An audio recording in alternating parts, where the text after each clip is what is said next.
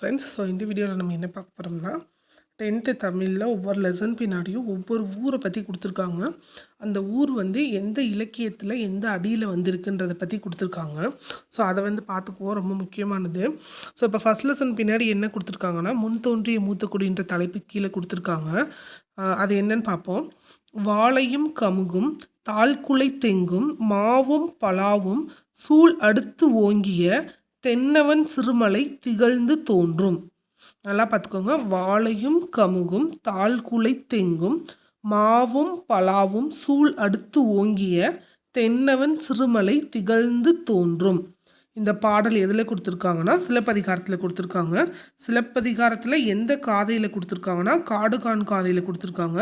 காடுகான் காதையில் எத்தனாவது அடினா 53வது அடியிலேருந்து 55வது அடியாக அந்த பாடல் கொடுத்துருக்காங்க. ஃப்ரெண்ட்ஸ், இதில் முக்கியமான விஷயம் என்னென்னா, இந்த சிறுமலைன்றது வந்து எதுனா இப்போ திண்டுக்கல் மாவட்டத்தில் உள்ள சிறுமலை தான். இதில் உங்களுக்கு எப்படி வேணாலும் கொஷின் கேட்கலாம். இந்த பாடலை கொடுத்து எந்த இதில் வந்திருக்குன்னு கேட்கலாம், இல்லை எந்த காதையில் வந்திருக்குன்னு கேட்கலாம், இந்த சிறுமலை தற்போது உள்ள மாவட்டம்னு கேட்கலாம். ஸோ ப்ரிப்பேர் பண்ணிக்கோங்க. குட்டியானது தான், ரொம்ப ஈஸி. ஒரு தடவை ரீட் பண்ணாலே நீங்கள் ஞாபகம் வச்சுக்கலாம். ஓகேவா ஃப்ரெண்ட்ஸ்? Thank you so much.